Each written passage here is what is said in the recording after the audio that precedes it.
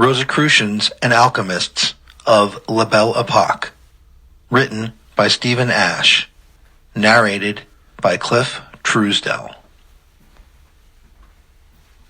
Introduction. Hermetic alchemy has experienced something of a rough ride in terms of the history of the past 100 years. The discoveries of the atomic age, nuclear fusion and fission, have demonstrated the possibility of the transmutation of elements, albeit in a volatile radioactive form. Since then, it has been the materialist school of alchemy which has provided the general focus of attention. Any true philosophical interest seems to have become entangled in the embryonic pseudo-jargon of the 19th and 20th century psychologists, such as Freud, Jung, Adler, Reich, and Leary. However, what we might refer to as the heavy metal school of alchemy is far from being the only school of alchemy popular today. Amongst the more interesting derivations from the image of practical alchemy conjured up by the mundane imagination number approaches embracing sexual tantra, the cultivation of narcotics, disciplines of yogic abstinence, and other quite diverse preoccupations. As bizarre as many of these devotions may seem, a common thread runs through each of them. That is, the realization that, no matter the approach, the end towards which these quite diverse means are seen to be directed is one closely bound up with the issue of the expansion of human consciousness. Even the materialism of the heavy metal school of alchemy enshrines an innate belief in the transformation of the alchemist as a prerequisite to the transmutation of metals. Other approaches, such as the sexual alchemy of Aleister Crowley's Thelemic Tantra, are more directly concerned with the issue of consciousness change. Here, brazenly orgiastic rites of sexual ecstasy and the intoxication of wine and strange drugs induce the hormonal stimulation of states of altered consciousness.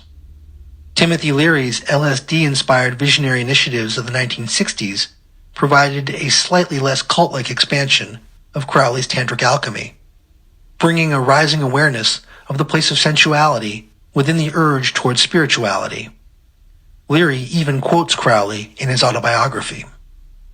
Although Leary quickly fell from grace and academic respectability, the work of other researchers into the chemical nature of consciousness, such as Dr. John Lilly, famous for his researches into neural metaprogramming, employing psychotropic agents within sensory deprivation tanks, proved more lasting in the domain of orthodox research.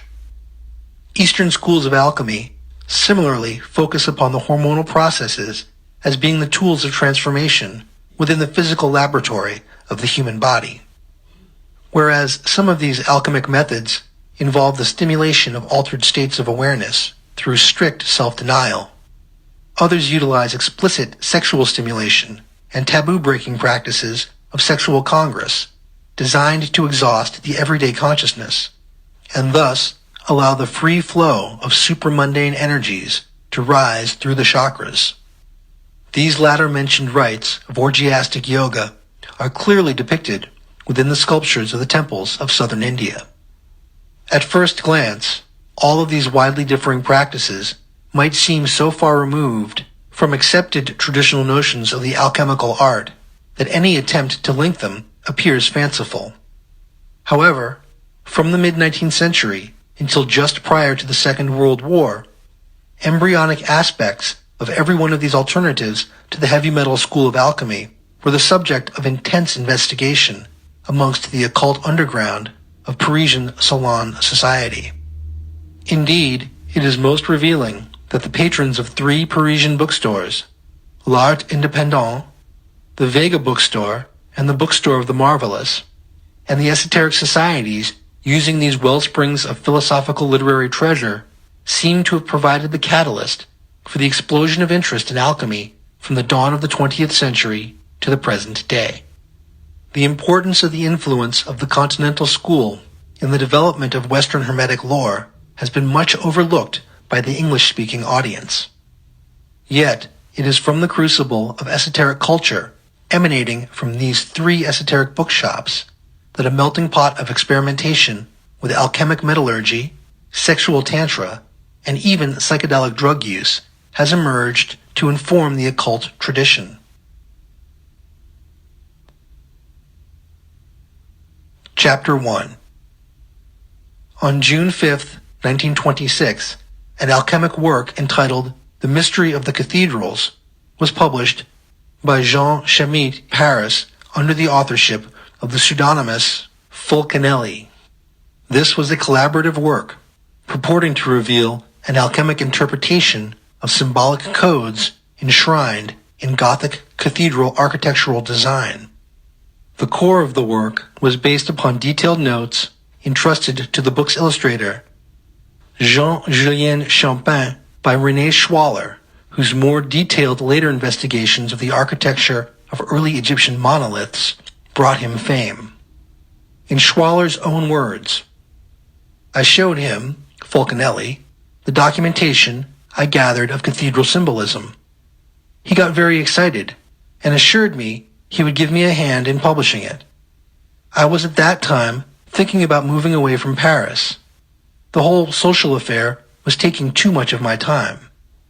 But I had been working on a book with detailed proof through the structural elements of the cathedrals and through the sculpture and ornaments that they were a Christian expression of the Hermetic oeuvre.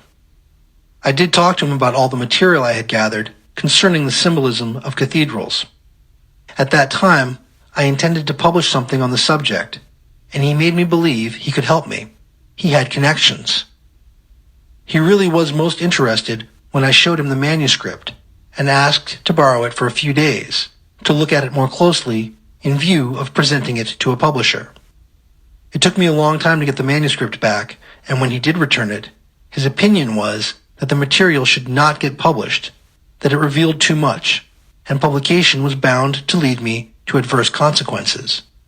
A regular confidence man he was, that one. But I admit I had had thoughts in that direction myself, and he merely confirmed them. Well, I had other things on my mind. I was at that time preparing to move up to Sohalia in Switzerland, and that was an enormous undertaking. We left shortly thereafter, and I gave no further thought to the matter. I didn't stay in touch with the Paris people, wanted to get away from all that social involvement. Then, in 1926, I find out about the publication of Le Mystère des Cathédrales. It was completely based on my work. André Vandenbroek, Alchemy, a Memoir, Hermetic, Occult, Political and Private Aspects of R.A. Schwaller de Lubitz, Lindisfarne Books, 1990. Unbeknown to Schwaller, who was amazed and taken by surprise by the appearance of the Mystery of the Cathedrals, Champin had also incorporated material relating to the language of the birds, the jargon of the Hermetic adepts, from the pen of Pierre Dijols, the proprietor of the bookstore of the Marvelous. Dijols was well connected in Freemasonic and pseudo-Rosicrucian circles, and was the associate and confidant of incredibly wealthy and influential patrons of Parisian esoteric society. The children of Ferdinand de Lesseps, who had supervised the building of the Suez Canal, occult illustrator of the tarot Oswald Worth, Freemasonic mastermind and later convert to Sufi Islam René Guénon, and the occult master known as Papus, all numbered amongst the close circle surrounding him. Dijols was a scholar of Greek literature and a fanatic proponent of the notion that ancient Greek and not Latin provided the linguistic origins of the French language. These Greek roots provided Dijols with an etymology of alchemic jargon which he termed Hermetic Kabbalah. This system provided an interpretive language of puns and cant, which became known alternately as the green language or the language of the birds. This unorthodox approach to alchemic linguistics proved popular as a focus of debate amongst the esoteric intelligentsia frequenting the classes held weekly at the bookstore of the Marvelous. Dijols later became a close associate of Jean-Julien Champin, and later became an active member of his mystic society known as the Brotherhood of Heliopolis. It was Dujol's death in April 1926 that cleared the way for Chopin to incorporate the notes of his friend into the body of the Mystery of the Cathedrals. This was something of a final straw for Dujol's widow Yvonne, who had been previously quite friendly and sympathetic to the alchemic illustrator. She withdrew from all contact with Chopin and his circle at this point, and passed his personal alchemic research journals to Chopin's pupil, Eugène Casliet. An example of the green language system, so characteristic of Pierre Dujol's, contained in the text of the Mystery of the Cathedrals, can be intuited in Fulcanelli's treatment of the alchemic term cell, more ordinarily translated as salt in English. Here we find the term interpreted as a homophone of cell, which translates as seal. Pierre Dujol's health had deteriorated some 30 years prior to his death, and he had become sporadically bedridden, sometimes previously for years on end. During these periods, he came to rely upon Chopin as the courier of charitable gifts of money from admirers. Chopin, a talented and classically trained artist, was also an alcoholic who sometimes spent the money en route. The bedridden scholar would, however, devote endless hours in the company of Chopin to discussing the finer points of the alchemic method. In 1914, he had assembled and published the Mutus Liber, now regarded as a classic of alchemic erudition. Dujol shared a passion for the medieval period with Chopin, and also an abiding fascination with the alchemic lore surrounding Basil Valentine and France's most legendary alchemist, Nicolas Flamel. Chopin had gained quite a reputation amongst the Hermetic intelligentsia of the day. His extraordinary talent for visionary draftsmanship, combined with his evident artistic talents, led to his gaining lucrative design contracts from the de Lesseps family. He was placed in charge of the revolutionary high-tech design of a turbo-powered propeller system intended for a polar sled. He also undertook the developmental design of a future model farm built with the de Lesseps money. Chopin's renowned skill in the material science of metallurgic alchemy lay behind his initial introduction to the de Lesseps, who also frequented the esoteric gatherings organized by Dujol's bookstore of the marvelous. The canal builder's sons offered Chopin the regular use of a chemical laboratory, and in 1911 even hosted Chopin in the de Lesseps mansion as a house guest, whilst he continued his experimental alchemic spegerics and work upon the polar sled, on a stipend of 500 francs per month. On this income, Chopin lived the high life of salon society amidst the sunset years of La Belle Époque. In 1913, whilst wining and dining at Closerie de Lilas Café in Montparnasse, Chopin met by chance with René Schwaller, a young man 9 years his junior and a fellow artist of sober disposition. Schwaller had been a pupil of the artist Matisse, and it is likely that a certain rivalry stood between the bohemian Chopin and the quietly erudite Schwaller. Chopin had taken on professional responsibilities as a book valuer and archivist for the Chakornik brothers' bookstore, having been recommended for the post by his friend Dujol's. It was whilst performing these duties that he came upon a 6-page document inserted into a rare and collectible volume dealing with alchemy written by Isaac Newton.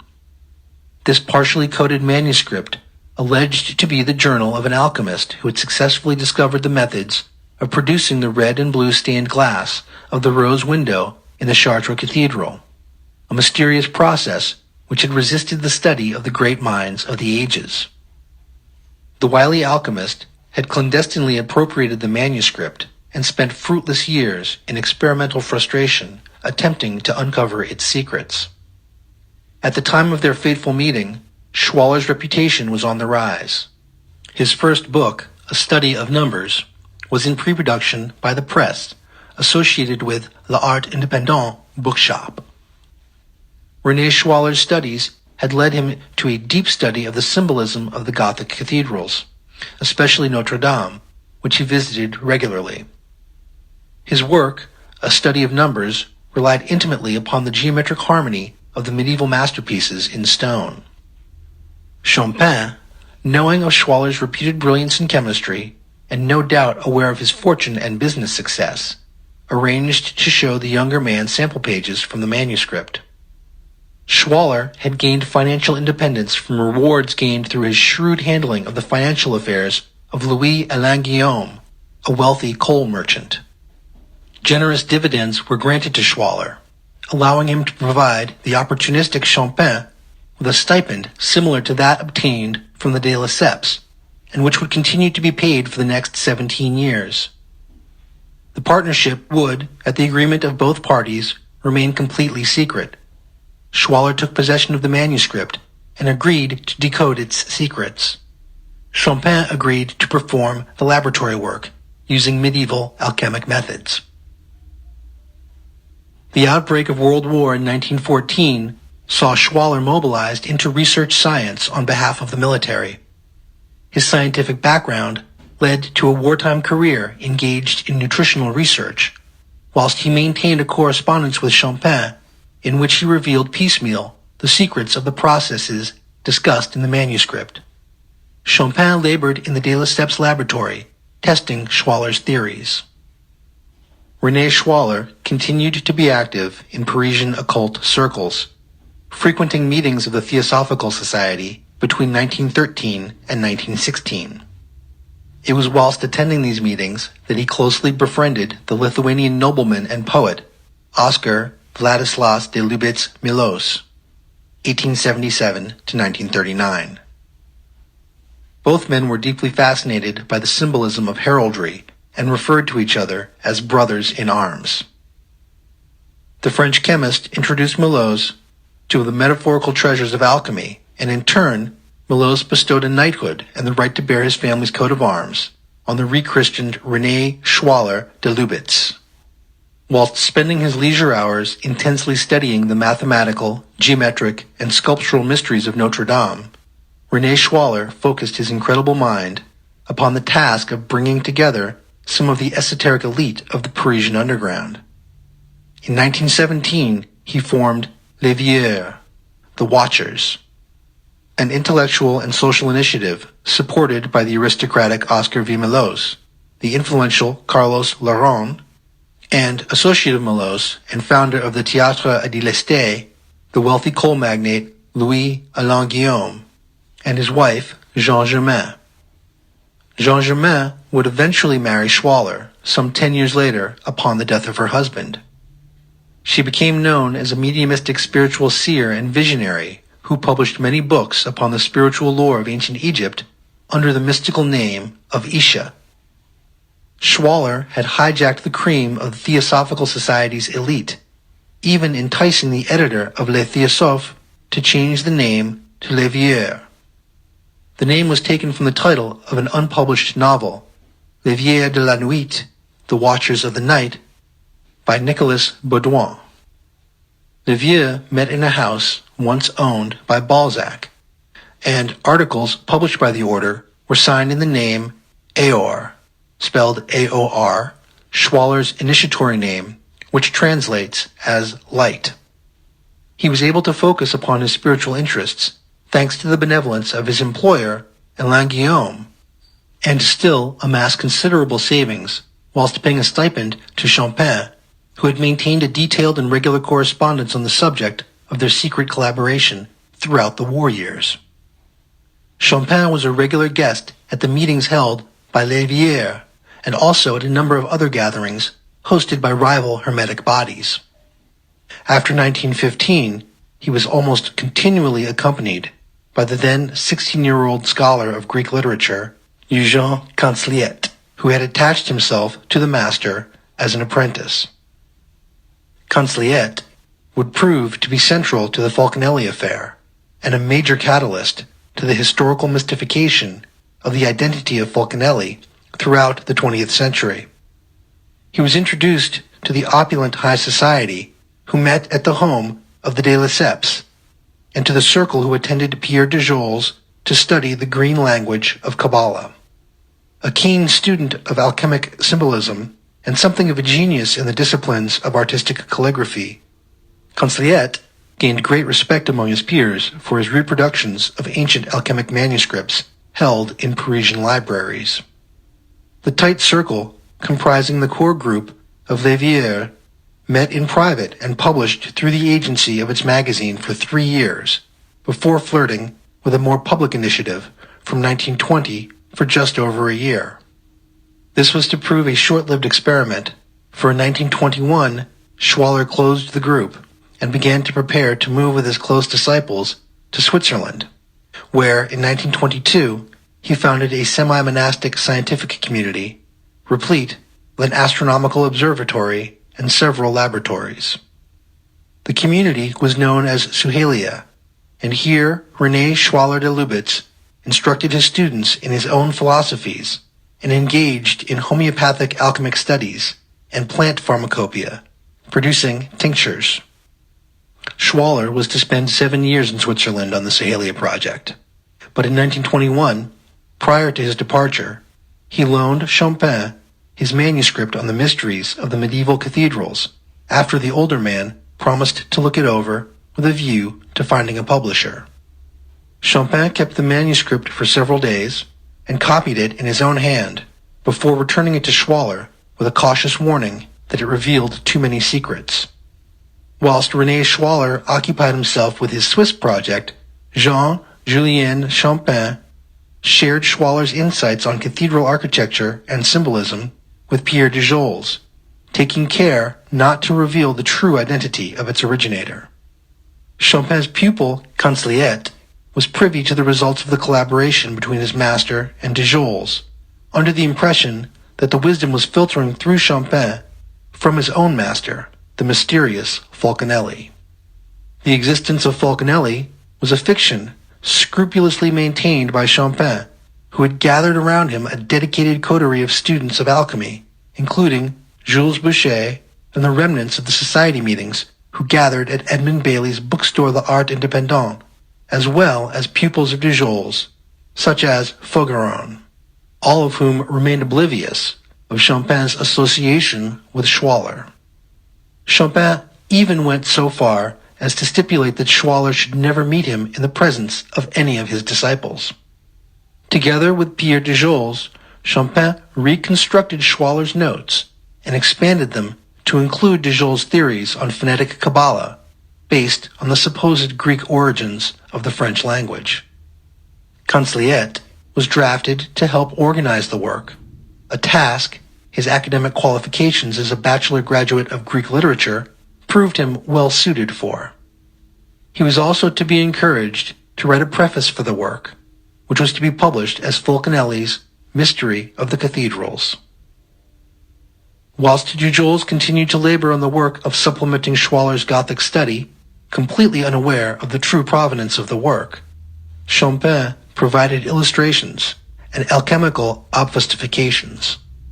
The extensive supplementary notes compiled by de Jols from this period until his death in 1926, just prior to the appearance of the Mystery of the Cathedrals, were to comprise the main body of Falconelli's sequel to the work, The Dwellings of the Philosophers, in 1930. The stylistics of the two works are so different as to highlight Schwaller's original literary skeleton for the Mystery of the Cathedrals from de Jols' more easily identifiable style. Those familiar with the later Egyptological studies of René Schwaller de Lubitz will find much that resonates with the study of geometric symbolism to be found in the Mystery of the Cathedrals. Jean Chemet's first edition of 1926, illustrated by Champin, caused a major stir amongst the Parisian occult underground, despite being limited to 300 copies in hardback. Schwaller's surprise at finding his manuscript and its novel ideas in print were matched by a sardonic amusement.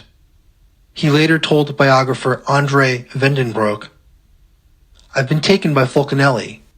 My ideas have been taken. Well, at least now it's written down." Schwaller continued to fund Champin's attempts to create the metal tinctured stained glass of Chartres, despite the theft of his literary labors and the alchemist's frustrating failures in the de Lesseps laboratories. In the 6 years remaining of Champin's life, dramatic changes would bring great success and also fatal tragedy. Chapter 2. The New Rosicrucians. Stanislas de Guaita laid down the roots of postmodern French Rosicrucianism in 1888 when he founded the Kabbalistic Order of Rosicrucians with Joseph Péladan, a well-known novelist and Martinist. De Guaita had written to Péladan after reading one of his esoteric novels and met him in Paris after moving to the city from his native Italy. Stanislas de Guaita was of noble birth, and his family had access to great wealth. His luxury apartment in Paris became the meeting place for poets, writers, mystics, and philosophers to be seen and admired. During the early 1880s, de Guaita had published 2 cycles of mystical verse, The Dark Muse, 1883, and The Mystic Rose, 1885, which had established his reputation in literary and esoteric circles. Together with Péladan, he undertook to resurrect and reformulate the ancient order of Rosicrucians. To this end, they recruited Gerard Uncus, Papus, a medical doctor of great intellect and original insight, who authored respected articles and books on tarot cards, the Kabbalah, and Rosicrucian themes. Uncus had joined the Parisian Ahathor Lodge of the Hermetic Order of the Golden Dawn, and advanced rapidly through its ranks.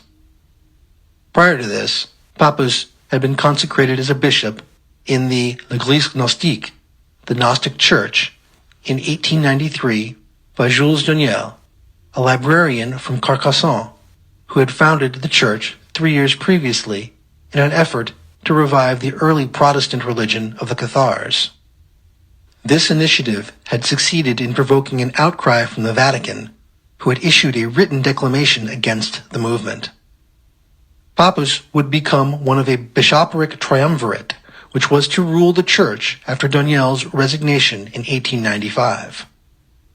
Drawing upon their combined experience and knowledge, these 3 men constructed an organization which offered instruction in the Hermetic sciences.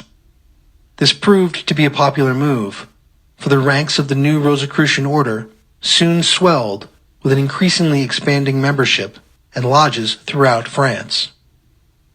De Guaita's fame continued to rise, and he found himself being styled the Prince of the Rosicrucians. The year 1888 is not only notable for the founding of the Rosicrucian order. It was during this year that Papus began to publish his influential journal, L'Initiation, and de Guaita began a bitter and protracted war of magic against a rival occultist whose practices reeked of the satanic orgy, the Abbé Boulin. Abbé Boulin was a defrocked Catholic priest with a perverse approach to the celebration of the Hermetic mysteries. Experimenting in attempts to contact the world of the spirit, Boulin employed the talents of an impressionable young lady in his care, Mary Rocher, as a spirit medium. At the discretion of her inner plane contacts, he formed a school of spiritual initiation called the Society for the Reparation of Souls. Boulin had developed a theory he termed mystical substitution, in which he encouraged his followers on the path of sin. As sin was finite, as opposed to the infinite goodness of God, the Abbé directed his acolytes to take as much sin onto themselves as they could stand, in order to spare their brothers and sisters in the outer world from their burden. This, of course, led to the kind of free-for-all sexual mayhem that the most depraved minds can imagine. The novelist Huysmans goes some way to describing the orgiastic ceremonies overseen by the Abbé Boulin in his book Là-bas, Down There. Huysmans was a close friend of Abbé Boulin, and when, in 1888, a deep magical feud developed between Boulin and Stanislas de Guaita, Huysmans perversely turned the tables on de Guaita and chose to depict him as the evil magician, as opposed to a heroic portrayal of Boulin. The cause of the historical feud which developed between the two occultists lay in de Guaita's discovery of the nature of the magic which Abbé Boulin was engaged in. The Paris occult underground at this time was vibrant but embryonic. That the paths of Stanislas de Goethe and Boulin should cross is not surprising. Salons and cafes inclined towards the arts, philosophy, and the occult were beginning to spring up everywhere. The Chat Noir, Black Cat Café, was haunted by the great thinkers of the day: Papus, Ferdinand de Lesseps, Emma Calve, Jean-Julien Champin, Jules Bois, and later Aleister Crowley were all regular attendees. Other meeting places included the homes of wealthy and esoteric-minded patrons of the arts, such as Countess Gaston de Edemar, who offered an open house on Wednesday evenings. From 1889, Georges Poirel hosted Thursday evening dinner parties for the esoteric elite. Stanislas de Goethe had been formally introduced to Boulin at such an occasion. However, a deeper acquaintance with his methodology gave de Goethe the shivers. He attacked the abbé in a series of thinly disguised set of caricatures in articles and books. He also let it be known that he had launched a thought form to haunt Boulin on the astral plane and bring about his demise. Boulin wasted no time in marshalling as much protective occult energy with the help of his drunken, drugged, self-mutilating, sexually sadomasochistic ritual companions. Consulting Mary Rocher, his spirit medium, Boulin learned that Stanislas de Goethe had raised a spirit to poison him upon the astral plane in the form of a microbe which would end his life.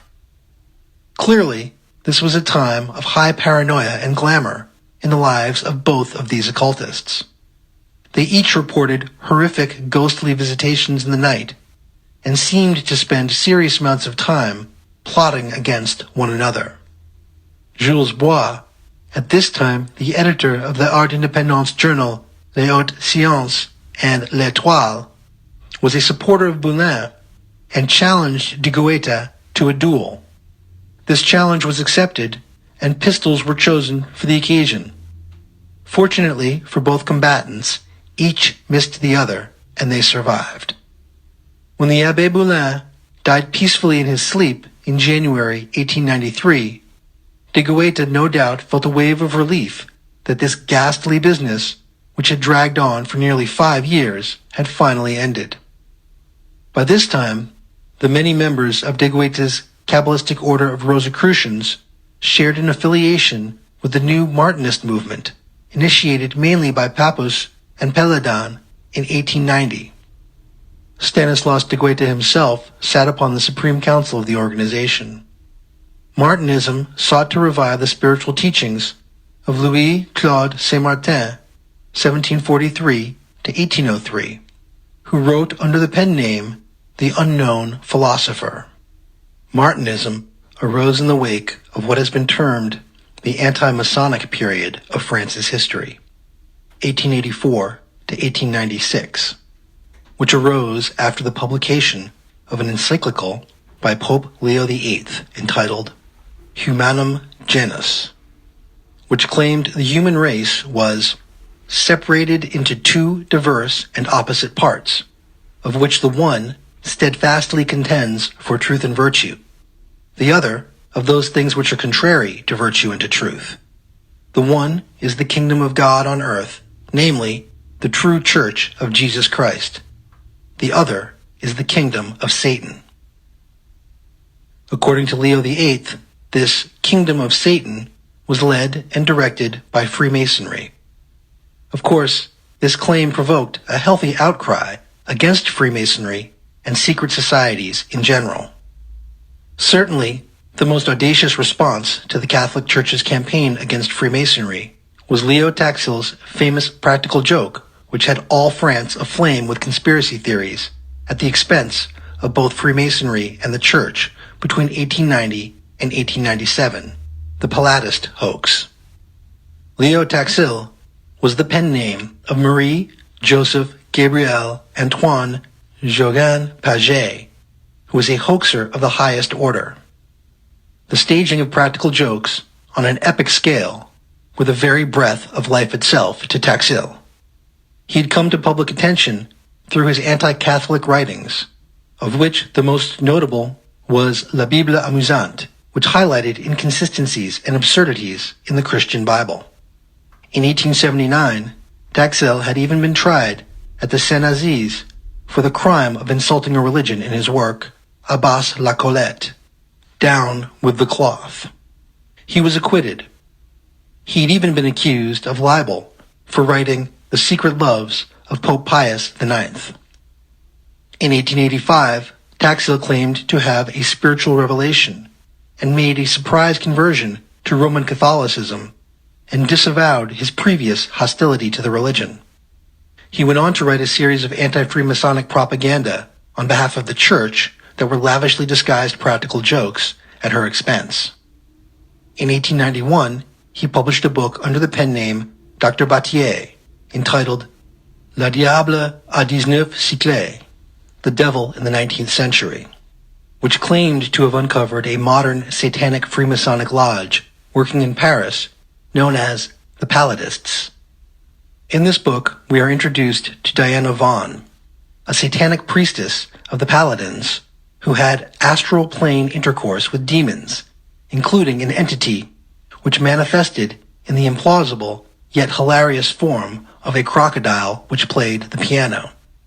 According to A.E. Waite, writing in Devil Worship in France, or The Question of Lucifer, London, 1896, and citing the writings of Domenico Margiata and Dr. Battelle, the Order of the Palladium, founded in Paris 20 May 1737, or Sovereign Council of Wisdom, was a Masonic diabolic order. Writing as Battelle, Taxil claimed the contemporary Palladist order was satanic and controlled from their global headquarters in Charleston in the USA, where they were led by the high-ranking American Freemason Albert Pike. This caused something of a stir in both esoteric salons and society in general, and Leo Taxil continued to issue books and pamphlets to sustain the myth. In 1895, writing as Diana Vaughan, he published Confessions of an Ex-Palladist, the supposed biography of a female ex-member of this orgiastic satanic cult. This caused a sensation, and the press called upon Taxil to produce Diana Vaughan, which he agreed to do at a special press conference he called in 1897. At this event, Taxil came clean with the press and admitted that all his anti-Freemasonic writings had been hoaxes, and expressed his thanks to the Catholic establishment for their help in giving exposure to his outrageous fictions. He also informed them that Diana Vaughan was the last in a long line of hoaxes and practical jokes he'd engineered, beginning with his persuading the commandant of Marseille that the city's harbor was infested with sharks, resulting in a ship being sent out to exterminate them. Following this, he had announced the discovery of an underwater city beneath Lake Geneva, which straddles the border of Switzerland and France. This drew archaeologists and journalists to the site and caused a boom in the local tourism industry. Diana Vaughan was found to be the name of a typist he had employed, who considered the whole affair something of a hoot. Papus had received his Martinist initiation from Henri de Lage, who claimed to have received his authority from Saint Martin himself. Fellow members of de Goethe's Rosicrucian order, who also involved themselves in Martinism, included Charles Barlet, Paul Adam, Lucien Leger, Chamuel, Seder, and tarot designer Oswald Worth. Edmund Bailey opened the doors of his bookshop, L'Art Indépendant, to them for meeting space. Contemporaneous to this, thanks to the growing homogeneous mix of Parisian occult society, members of many diverse paths took the opportunity to come together as a community, at the invitation of Papus, Peladan, and Charles Barlet, to form the independent group for esoteric studies. This amalgamated initiative commenced its existence on December 7, 1889. In 1894, it changed its name to the École Hermétique, and its influence increased after Papus persuaded Chamuel to open his bookstore of the marvelous a few doors away, where overspill classes and lectures could be organized. Chapter 3. the magicians of Le Grand Lunaire. Of all the esoteric societies popular in France during the early 20th century, the strangest and most sinister was known as Le Grand Lunaire. According to Eugène Cancelliet, speaking to the author Robert Amadou in the 1950s, Jean-Julien Champin was a member of this group, as was Jules Boucher, the chemist Gaston Sauvage, and a certain Dr. Rouhier, who was an intimate member of the circle surrounding Pierre Dujols, as well as being a director of the influential Vega bookstore and publishing house. The affairs of Le Grand Lunaire were secret and encompassed the wide spectrum of esoterica, from the diabolic and black magic section of the group, run by Gaston Sauvage, to the sexual magic of the Hermetic Brotherhood of Luxor of Charles Barlet, inherited from the teachings of the American P.B. Randolph. The writings of René Schwaller and the published works of Aleister Crowley also formed a key part of the group's curriculum. Eugène Cancelliet also referred to the affairs of Le Grand Lunaire in his conversations with the Martinist and Freemasonic writer Robert Amadou, when he talked of a deplorable collaboration his master Champin had been dragged into. Jules Boucher had been introduced to Champin by the artist's cousin, who worked with Boucher as a chemist. The small group of alchemic devotees who accepted Champin as their master called themselves the Brotherhood of Heliopolis, and welcomed Boucher into their midst. He remained a close trustee of this circle until Champin's death in 1932, although he left the membership of the Grand Lunaire in something of a funk over the prevalence of sex and the use of visionary narcotics as a focus for the group's raison d'etre. Boucher, whose interests were more intellectual, according to Cancelliet, often went at night with Rouhier to the Dolmen de Meudon, armed with their portable occultum from Le Grand Lunaire. Upon resigning from the company of the group, Jules Boucher was mercilessly terrorized by Gaston Sauvage and other members. He was even subject to a ritual curse, feeling it necessary to seek an exorcism from a bishop of the Gnostic Catholic Church. Whatever bad feeling arose from this affair, from Cancelliet's testimony, Champin felt some remorse. Until his death, the artist's concierge reported only 3 regular visitors: Cancelliet, Boucher, and the sinister Gaston Sauvage. The latter was close enough in Champin's confidence to be a witness to a successful transmutation performed by Cancelliet under the watchful eye of his master at the Paris Gasworks Laboratories in 1922. The aforementioned Dr. Rouhier's interest in Hermetic ritual and Celtic dolmens was supplemented by a more exotic interest: the employment of hallucinogenic plants to obtain visions. In 1928, he published the first encyclopedic work upon the topic to be published in the West: Peyote, the plant which brings marvels to the eyes. Rouhier was the commercial director of the Vega bookstore and an associate of Papus and Oswald Wirth, both published authorities on the Kabbalistic tarot. In the years 1927 to 1930, the owner of the Vega bookstore, Madame Dina, was intimately involved with René Guénon, an occultist and Rosicrucian whose work had been vastly influential throughout the Rosicrucian Freemasonic movement. Madame Dina was heiress to one of America's largest fortunes. She had married the deeply respected authority upon Eastern religions who styled himself Dina. Of Indian origin, Dina was a successful electrical engineer who turned his fortune, and that of his bride, to the pursuit of alchemy and the mystical lore of the elder faiths. Dina was the author of La Science Philosophique, which appeared in 1917 under the pen name AMA, and also La Destinée, La Mort et ses Hypothèses, Destiny, Death, and Their Hypotheses, which was published shortly before his death in 1927. With the help of his wife, Dina undertook the architectural transformation of Château Avignères at Cruces near Annecy, converting the chapel into a temple dedicated to tarot icons. This is one of the 2 chateaux owned by the Dinas, which they had decorated with sculptural reliefs of the images to be found in the traditional tarot cards. René Schwaller was a great devotee of Dina, having been introduced to his work at meetings organized by the Martinist and Rosicrucian groups who frequented L'Art Indépendant, where students of Papus mingled with artists from the Symbolist movement. The composer, Claude Debussy, was a regular attendant, as was the singer Emma Calve, who was the lover of Jules Bois, who edited the bookstore's magazines, in addition to being a close confidant of Papus. After her husband's death, Madame Dina gave the commercial directorship of Vega to René Guénon, a rival of Papus in the Rosicrucian and Freemasonic underground.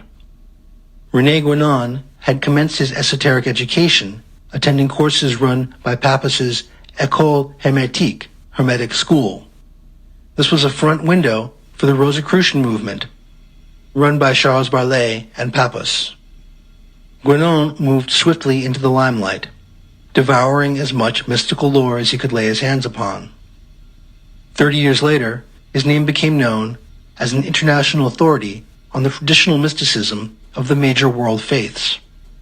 He also became a convert to Islamic Shiite Sufism and made his home in Cairo, living as a recluse.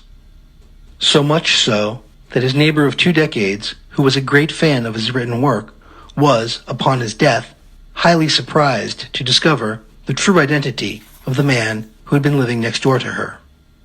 Until that time, Guénon's name became linked to high-ranking Freemasonry. He inherited the charters and papers of the Rosicrucian Supremo, Charles Barlet, much to the annoyance of Papus, who disputed the succession. The Rosicrucian tradition, to which René Guénon found himself heir apparent, was not at all one of mere lip service to the formulaic mumbo-jumbo that passes as trade journal Rosicrucianism nowadays. Charles Barlet, the pseudonym of Albert Fachot, had been a close associate of Max Theon, 1848 to 1927, whose influence upon the Western mystery tradition has been vastly understated in the histories. Theon had once been a close associate, some even say teacher, of Helena Petrova Blavatsky. They had parted ways after traveling through Egypt together over a disagreement upon the overt teaching of practical magic, which Theon intended to extend into the public domain. Blavatsky was a mystic and more inclined to a sympathy toward the spiritual qualities of the religious devotions of the ancient East. Theon was a theurgist with a deep passion for the mysteries of the West, encompassing the entire spectrum of Gnostic and Kabbalistic thought, later associated with the French schools of Papus and Stanislas de Guaita, and the teachings of the British Hermetic Order of the Golden Dawn. In 1870, Max Theon founded the Hermetic Brotherhood of Luxor in Egypt, which, at its peak, boasted some 30,000 members. According to an official document of the Hermetic Brotherhood of Luxor, written by Peter Davidson, whom Theon trusted to run the organization whilst he remained in the background as symbolic chief, Theon claimed to have been initiated into a Rosicrucian lodge during a visit to England. At this time, Theon and Davidson were engaged in a war of words with Madame Blavatsky's Theosophical Society. Only a year after the birth of the British section of the order, the prosecution of one of its leading officers, Thomas Henry Burgoyne, for fraud, inspired the Theosophists to point to this as an example of inherent evil at work inside the Hermetic Brotherhood of Luxor. In turn, Peter Davidson attacked the Theosophical Society in print as spiritually unhealthy due to a Buddhist cult influence. The inner teachings of the style of Rosicrucianism inherited by René Guénon through Barlet, who had himself obtained them from Max Theon, were the mysteries of sexual magic. This was the sexual magic of P.B. Randolph, an incredibly gifted Creole African-American born in 1825 who wrote over 50 books and innumerable articles on spiritism and the occult under the pen name The Rosicrucian. He was to found the first genuine Rosicrucian Masonic Lodge in the United States of America, the Fraternitas Rosae Crucis. Randolph had an early exposure to the fetishistic hoodoo of the African American slaves, thanks to his family roots on his mother's side. Barely entering his teens, he secured a berth in the Merchant Navy and traveled widely in the East, as far as Persia. Randolph's lust for esoteric knowledge led him to seek out holy men wherever he found himself ashore, and he soaked up mystical teachings from Sufis, Zoroastrians, and fakirs alike. Returning to America, he began to write and publish with vigor upon all aspects of the spiritual mysteries. He also lectured widely, even gaining a rising reputation from a side career as a stage trance medium. Earning enough money through his efforts to put himself through medical school, Randolph qualified as a doctor, and shortly after, in 1851, befriended Abraham Lincoln. He was selected to accompany the funeral procession of Lincoln by train to Springfield, Illinois in 1865, but was asked to disembark from the train when passengers, motivated by racism, objected to the presence of an African American amongst them. Randolph's greatest claim to notoriety lay in the fact that he was the first individual to introduce the notion of sex as a spiritual path to the American public. His standing in the community as a medical doctor allowed him to approach the subject of the qualities of human sexual relations from a health-oriented position of social acceptability. Randolph maintained the sexual union of a man and his wife to be a sacred marriage during which the interplay of harmonic polarities of the male and the female create an energy which is at the same time a sacrament. His writings show strong evidence of genuine tantric lore and technique, which can only have been gained firsthand during his extensive travels in the East. The writings of Randolph upon sexual magic were popular in both the USA and France. Randolph had undertaken the French translation himself, being bilingual. The idea of spirituality expressed in sexual terms appealed to the open-minded French of the late 19th century. Randolph's ideas were eagerly incorporated into Theon's Hermetic Brotherhood of Luxor over 100 years later, and popularized further by the advocacy of Charles Barlet. In Germany, the teachings of Randolph were adopted by Karl Kellner, who founded another cult of sex magicians known as the Ordo Templi Orientis, Order of Eastern Templars, and also Rudolf Steiner, who briefly flirted with the OTO early in the 20th century. Interestingly, Pappus was later honored with the grade of 10th degree OTO membership by Theodore Roos after meeting him at the International Masonic Conference in 1908, despite Pappus being at that time an outsider in the Masonic craft, even though he himself had organized the conference. Randolph's teachings in turn influenced the British occultist Aleister Crowley, who was a regular visitor to Paris, although Crowley's application of Randolph's ideas were taboo-breaking and unorthodox. By 1908, Guénon had captivated the hearts and minds of the younger students of the Hermetic school. At a series of mediumistic trance seances held at the school, the spirit masters called for him to become leader of an esoteric school they wished to see founded. This was to be called the Order of the Temple Renewed. The founding of this order was regarded by Pappus with hostility, resulting in René Guénon being blacklisted by Pappus and his Martinist associates. Guénon's meteoric rise through the higher grades of Freemasonry gave him great influence, and Pappus's own admission to the ranks of the Craft Brotherhood was, in later years, delayed due to the intervention of supporters of Guénon. In 1930, accompanied by Madame Dina, René Guénon traveled to Egypt to collect Sufi texts for publication by Vega. Madame Dina had been somewhat enamored with Guénon, living outside of wedlock with him for several months at the Chateau Avignères. Her return from Cairo preceded his, due to an extended need for further research in the libraries of Cairo on his part. Attending a soirée at the home of Dr. Rouhier, Madame Dina met Ernest Britt, and the pair fell in love and swiftly married. Britt, an esotericist of the Paris Old School, loathed Guénon, and used his influence to persuade his new bride to end all contact and financial support. Guénon's commercial directorship of the Vega bookstore was handed over to Rouillet, and Le Grand Lunaire found itself with a finger in every pie. It would seem that the inner circle membership of Le Grand Lunaire also comprised the membership of the Brotherhood of Heliopolis, the circle of disciples gathered around Champin. Gaston Sauvage was one of the only 3 known visitors to Champin's garret in the final years of his life. The Charnois brothers were also attendant at both groups, as was the esoteric author Jules Boucher. René Schwaller reportedly regarded Champin and his school as overtly materialistic. He also regarded the theoretical green language of Pierre de Jols as an incomplete and deficient system, which would be more profitably applied to the Egyptian language of hieroglyphs. In Suhelia, Switzerland, Schwaller had been engineering the birth of alchemic homeopathy.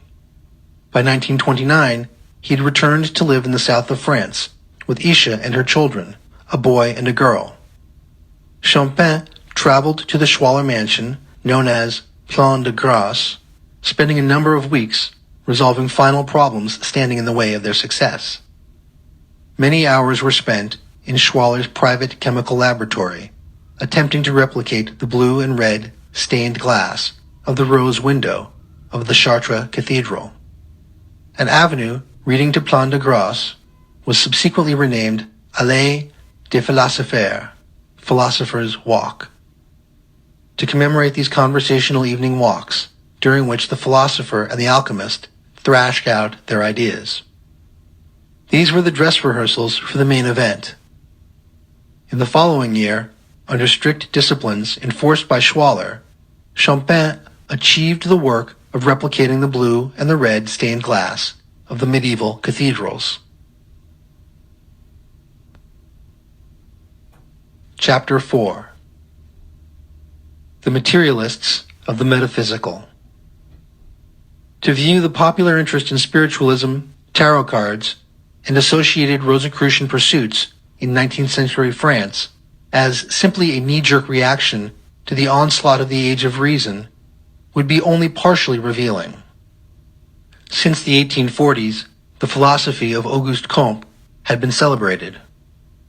Comte suggested that civilization proceeds through 3 ages: the theological, the metaphysical, and the positivist, the latter being rooted in the empirical scientific method of experimentation and deductive reasoning. In many ways, the late 19th century French revival of magic was something of a last stand for the metaphysical age and closely linked to the Romantic and Symbolist movement in the arts. 100 years before, in 1871, the French occultist Court de Gobelin had originated the theory of a supposed link between the tarot and the Egyptian hieroglyphica, and gained an astonishingly wide readership for his monumental 9-volume work entitled Monde Primitif.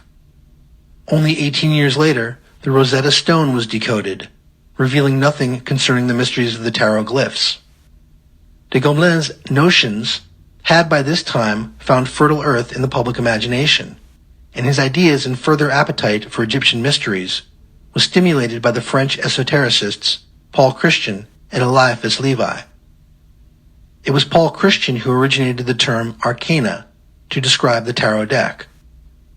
He wrote seminal works on the tarot and its esoteric symbolism, which achieved a respectable popularity. Eliphas Levi developed the ideas of Court de Gobelin, particularly de Gobelin's schema, which sought to link the 22 trumps of the tarot with the 22 letters of the Hebrew alphabet. The published works of these authors combined the mysteries of what Auguste Comte termed the theological and metaphysical ages. The advent of the age of positivism encouraged minds such as Schwaller and the alchemist Dina to bring the focus of an empirical rationale to the elder mysteries. Dina, a physicist and electrical engineer, was revered by Schwaller, who took on the magical name Eor Mahomet Alia to honor Dina, who published under the mysterious initials AMA. For some, like Dina and Schwaller, the new positivism was embraced as an unheralded opportunity to gain a new insight into traditional lore, particularly alchemy. Schwaller was a natural polymath, whose precise mind was coupled with a kind and nurturing disposition. Something of a no less brilliant, self-interested loner was precisely matched. Despite the many criticisms which may be leveled against Champagne for his self-indulgent, alcoholic lifestyle, he was an expert laboratory technician, having spent countless hours since his teenage years devoted to researching the practical aspects of alchemic procedure. He had gained a reputation amongst his peers as a master of laboratory know-how.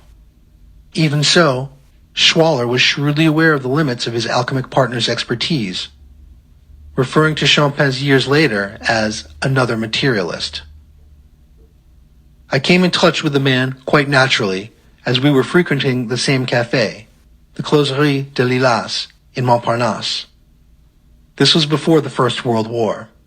I never took a liking to Fulcanelli, but he was the only one in Paris I could talk to about the oeuvre, alchemical work. He had a few disciples of sorts, a fellow named Boucher, I remember, and Jean Canceliet, of course, who never left his side. He knew what he was doing from a practical point of view. He was about 10 years older than I, and rather well connected in the publishing world, or so he told me. But there were aspects he did not understand, theoretical aspects, what I call doctrine. He had made a technique of the proper gesture needed in the work, instead of leaving it to be divinely inspired. But what a technique! An unbelievable manipulator. This is valuable, of course. It is what makes the artist, but it does not make the philosopher. I guess he himself realized to what degree we complemented each other. He was a very strange fellow, a prankster, and he lived the Fulcanelli intrigue in all its details. He did not have the symbolique to express himself. He was still speaking in terms of Basil Valentine and Flamel or Jabir, but he himself had no specific form, and that's what I was able to give him. André van den Broek, Alchemy, a Memoir, Hermetic, Occult, Political, and Private Aspects of R.A. Schwaller de Lubitz, Lindisfarne Books, 1990. During the 1950s, Schwaller described to his biographer, André van den Broek, how he had prescribed a rigorous and meticulous laboratory schedule for Champagne, incorporating insights from his research into tinctures during his experiments at Suhelia, Switzerland. During 1930, Champagne's labors met with success. Schwaller took delivery of samples of the glass dyed in the metallic blues and reds of medieval cathedral glass and had them fashioned into a chandelier which hung above the dining room table at Plan de Grace for many years. In a letter to Champagne, reproduced in 1957, second edition of The Mystery of the Cathedrals, Schwaller de Lubitz wrote, "My old friend, this time you have truly received God's gift. It is a great grace, and for us the first time I understand how rare this favor is. I consider, in fact, that within the unfathomable depths of simplicity, the arcanum cannot be found by the force of reason alone, no matter how subtle or trained the reason may be. At last you have the treasure of treasures, and let us give thanks to the divine light that has made you a participant in it.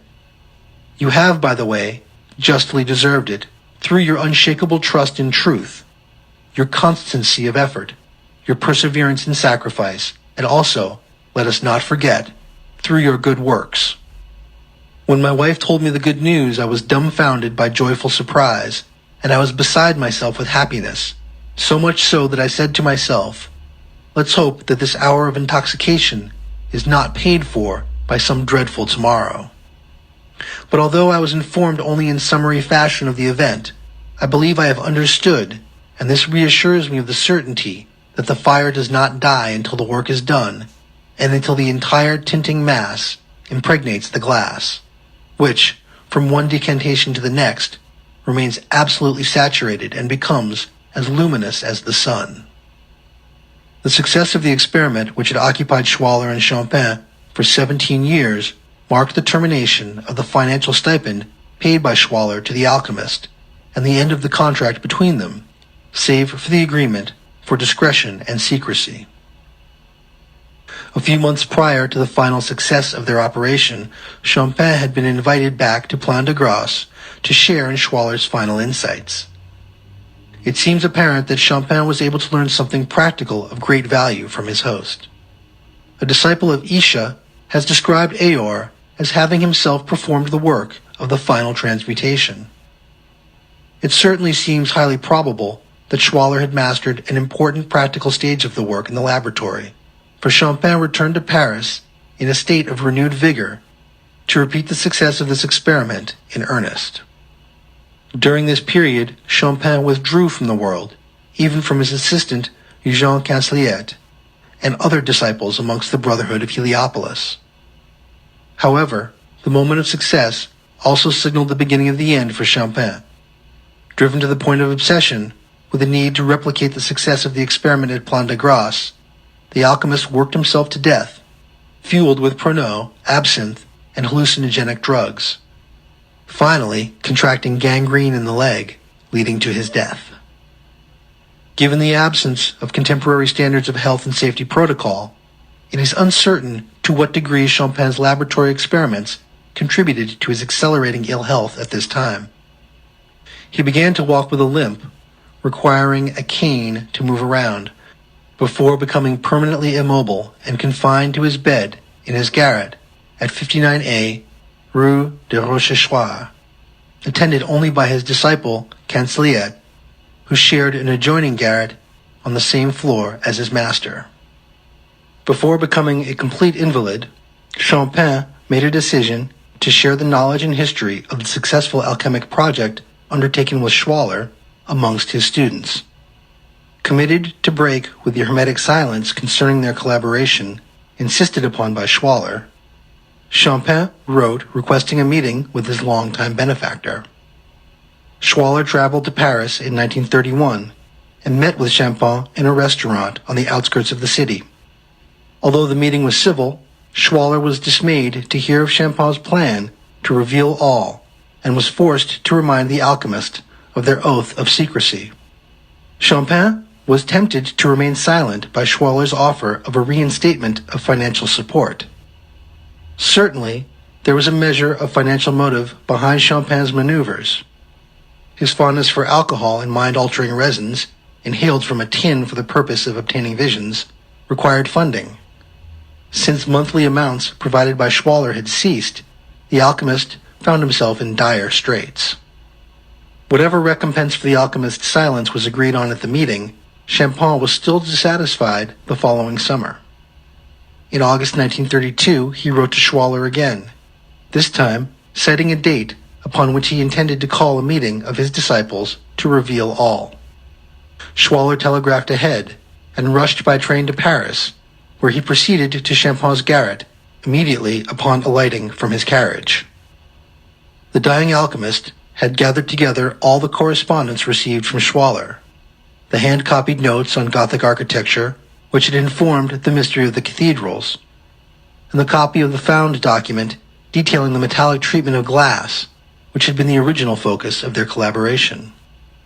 He, Fulcanelli, was already sick when he came here last time, limping somewhat and complaining of circulatory problems, and he persisted in this insane desire to come forth with whatever he thought he had understood. I reminded him again of his vow of secrecy and warned him that no good could come from breaking it. It was useless. 6 weeks later, he wrote me a line announcing a meeting he had scheduled for a limited group of adept friends. He was going to talk about our experiment. So reports André Vandenbroek in Alchemy, a Memoir, Hermetic, Occult, Political, and Private Aspects of R. A. Schwaller de Lubitz, Lindisfarne Books, 1990. He was turning black, Aor said, almost inaudibly, all harmonics gone from the timbre of his voice, and he could barely speak. Imagine he could no longer speak. We looked at each other for a long while, and then he shook his head. I think he understood. He pointed to a pile of papers on a bookshelf and had me look through them. I found the 6 pages of manuscript he had stolen, and that we had been working with, the manuscript, I am convinced, that had brought us both to this moment. He made me understand that he wanted me to have it, and that no copy existed. I put it in my pocket and left. He was dead the next morning. Schwaller must have been moved by pity at the sight of his associate. According to Van den Broek, Schwaller recounted to him the deep sense of remorse he felt in Chopin's manner. He left the old alchemist a gift of money discovered by Chopin's sister, Mrs. Gaston de Vaux, upon visiting her brother the next morning to find him deceased. The find was much to her amazement, as everyone knew Chopin had lived in penury for the final few months of his life. Cancelliet had shared an adjoining garret at 59A Rue de Rochechouart since January 1925, and it fell to him to put his master's affairs in order. Despite living in close proximity, Chopin had kept many secrets from his pupil. Jean Cancelliet had been completely unaware of the true provenance of Fulcanelli's The Mystery of the Cathedrals and The Dwellings of the Philosophers. It was something of a shock for Cancelliet to find the hand of Dujoul's undeniably delineated throughout both works, and to discover evidence for Schwaller's original input into the cathedrals. By the following year, December 4th, 1933, Cancelliet had pieced the clues together and wrote to Schwaller concerning his unease upon finding out the extent to which he had been kept in the dark. Might it not be, he wrote, that Monsieur Chopin has once again shown, with respect to this material aspect of your work, a memory lapse that is as surprising as it is incomprehensible, or else an importunate discretion, or perhaps an excessive reserve. Whatever it may be, I have not managed to banish the painful impression that has been left in me by unexpected events, by unsuspected facts that arise both at the end of his life and after his death, and which gave rise to horrible scenes. I scarcely know how to determine whether these scenes were more disgusting than they were painful. Earlier in the letter, Cancelliet identifies the impact which Schwaller's ideas had on Chopin, admitting to only recently having come upon Schwaller's first book, Adam l'Homme Rouge, and to have learned from it what our common friend had failed to tell me, that you are the author of this curious and scholarly work. You demonstrate profound knowledge at the juncture of the primitive androgynous state, as well as the highly philosophical concerns, in fact, the same which gripped Monsieur Chopin upon his return from Plan de Grâce, and that seemed to overturn his former notions. Schwaller had always regarded Chopin as too much the materialist, according to his biographer, Van den Broek. Evidently, the alchemist took to heart some of Schwaller's lessons in subtlety during his visits to Plan de Grâce, for the change in him and in his modus operandi during the months following were marked and clear to behold. A red ink portrait of Chopin, sketched by Schwaller, and annotated upon the reverse with the title Fulcanelli, exists from 1930. Upon gaining access to Chopin's documents, it did not take Cancelliet long to piece together the threads of the tapestry with which his deceased master had woven the legend of Fulcanelli. Chopin's tombstone and plot were paid for by Schwaller. A letter exists from the deceased's sister, thanking Schwaller for his kindness. Jacques Bergier, later the co-author of The Morning of the Magicians with Louis Pauwels, knowing he was dying of a terminal illness, confided to author Robert Amadou that Fulcanelli was René Schwaller de Lubitz. In The Morning of the Magicians, Bergier describes a meeting between himself and Fulcanelli in a Parisian gas laboratory, in which the mysterious alchemist warned him of the dangers of a coming atomic age. Concern about atomic research was a pet foible of Schwaller's. It would seem more genuine to consider Fulcanelli's identity as a composite of Schwaller, Dujoul's, and Chopin. Cancelliet later attempted to smudge the fine details with mythical stories which can at best be described as red herrings. Concurrent with the renaissance of alchemy and Rosicrucian practices in turn-of-the-century Paris was the establishment of a lodge by the British Order of the Golden Dawn in the city. This was an order offering magical initiation into an assumed Rosicrucian tradition, led and administered by Samuel L. Mathers and his wife Moina, sister of French philosopher and literary celeb Henri Bergson. This lodge was known as Ahathor No. 7, and included amongst its membership Jules Bois, editor of L'Art Indépendant Bookshop's Journal Étoile, and author of Petits Religions de Paris, 1884, Satanisme et la Magique, 1895, and Le Monde Invisible, 1902.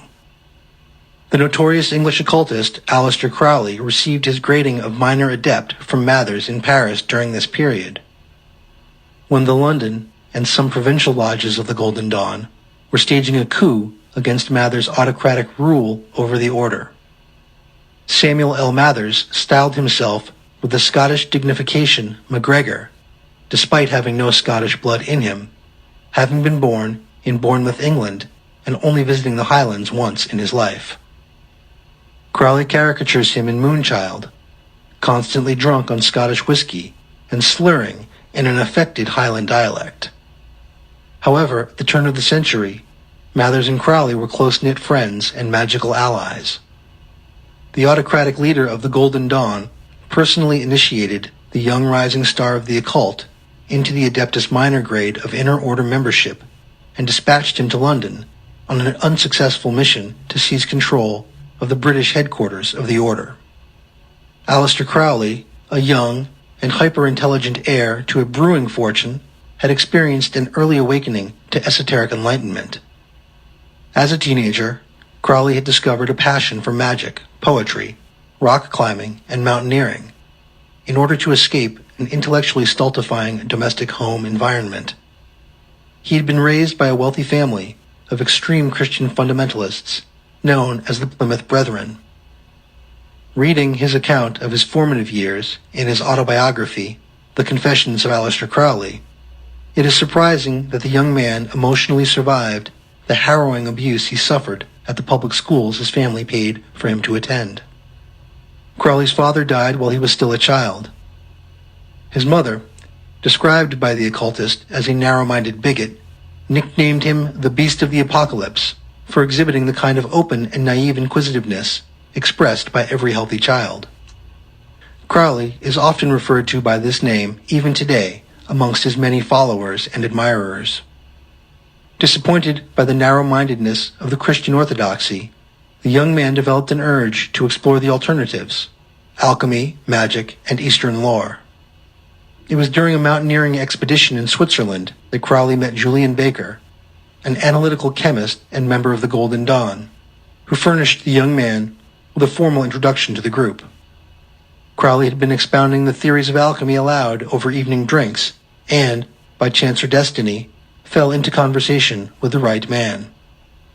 In the main, the membership of the Golden Dawn was well-heeled and well-connected, comprised of high-ranking Freemasons, professionals, and even literary giants such as W.B. Yeats. Maud Gonne, the theater actress and mistress of both Yeats and George Bernard Shaw, was also a member, as was W. Wynne Westcott, a London coroner and leading light of the London Theosophical Society, who served as co-chief with Mathers for a number of years. The Golden Dawn in London held their meetings at the Freemasonic Mark Masons Hall. It was here that Crowley was initiated into the order ceremonially, and where he met Alan Bennett, who was a seminal influence upon him and who later founded the Western Order of Buddhists. Whereas Crowley was a member of the economic elite, Bennett lived in near penury, working as an electrical engineer. Despite his proletariat origins, Bennett was highly respected as a thinker and viewed as an authority on magic second only to Mathers. Like Crowley, he suffered from asthma, and this was exacerbated by slum living conditions. The young mystical playboy took Bennett under his wing and installed him in his West End apartment, where they studied magic and the Golden Dawn curriculum together. It was Alan Bennett who introduced Crowley to psychedelic drugs and morphine. Crowley rapidly advanced in his understanding of the Golden Dawn regime, and they practiced both white and black magic in equal measure. Dion Fortune's work, Psychic Self-Defense, gives a number of examples of demonic manifestations obtained as a result of Crowley and Bennett's magic of this period. It was unfortunate that Aleister Crowley's rise through the outer order of the Golden Dawn occurred at the same time as the notorious schism, which undermined Mather's authority and leadership of the British section of the group. Although Mathers initiated Crowley into the Rosicrucian Inner Order in Paris, the UK Golden Dawn refused to surrender the requisite documents of mystical teaching associated with the grade of minor adept to the new initiate. Crowley was nonplussed. He already had copies of the material from Bennett. The mission he undertook from Mathers, to act as his emissary in reasserting his authority in London, ended in fiasco. Crowley, wearing full Highland dress and a black face mask, attempted to change the locks of the London headquarters. With the help of a bemused British policeman, W.B. Yeats, and other officers of the London Lodge expelled Crowley, who felt sufficiently aggrieved to hire a notorious gang of roughnecks to harass Yeats and offer him violence. Mathers and Crowley fell out of friendship soon after, and the man destined to be hailed in years after as the human beast and the wickedest man alive by the English press did not return to Paris until 1903. In this year, Crowley met Rodin, who was at the pinnacle of his celebrity and who was much impressed with Crowley's self-published poetry. The artist presented the young poet with 7 watercolor sketches for a collaborative publication, blending Crowley's verse with Rodin's images. In the following year, in Cairo, Crowley and his wife Rose performed 3 magical rituals, during which they contacted a superhuman intelligence called Aiwass, who dictated 3 separate chapters of the Book of the Law, a work heralding a new age for mankind and announcing Crowley's role as a prophet. Over the following decade, Crowley's interest in sex as an agent of magic and enlightenment grew.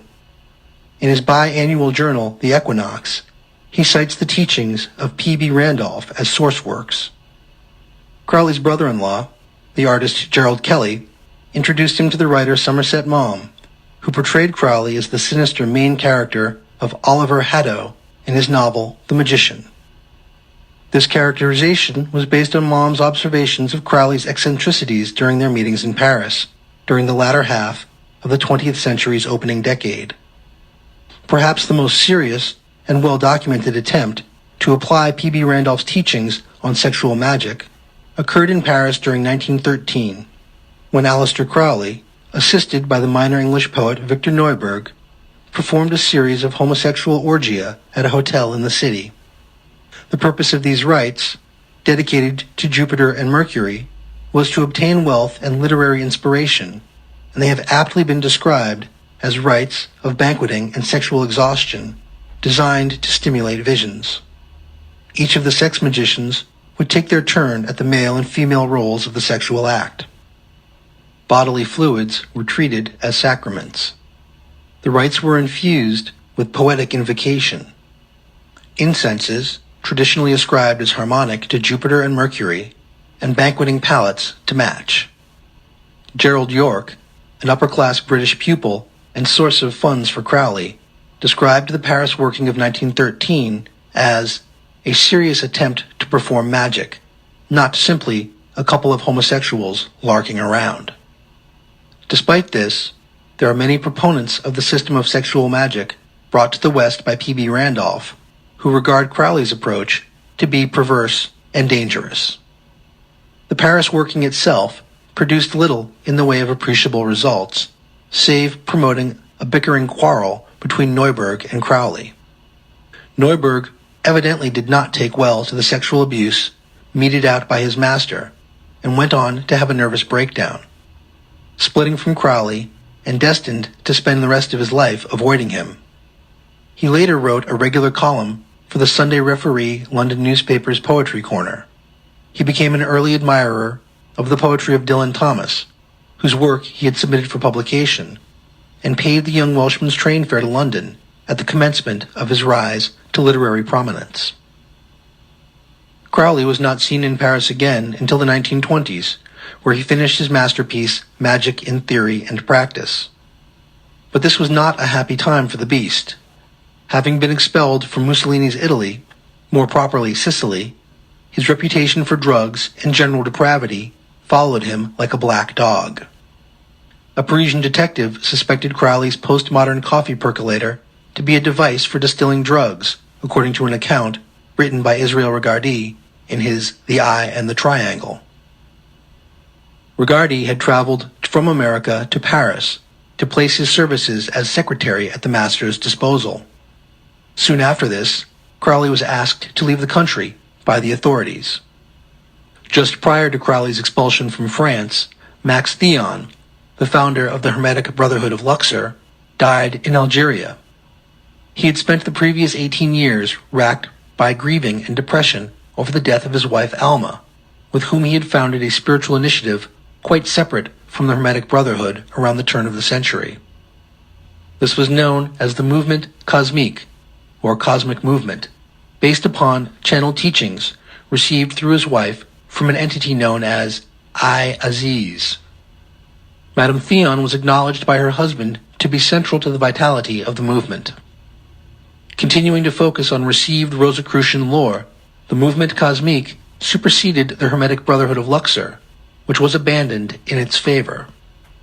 Theon's longtime associate and fellow Rosicrucian, Charles Barlet, organized public meetings and published a journal entitled La Revue Cosmique, which gathered many influential supporters to the fold of Theon's cosmic philosophy.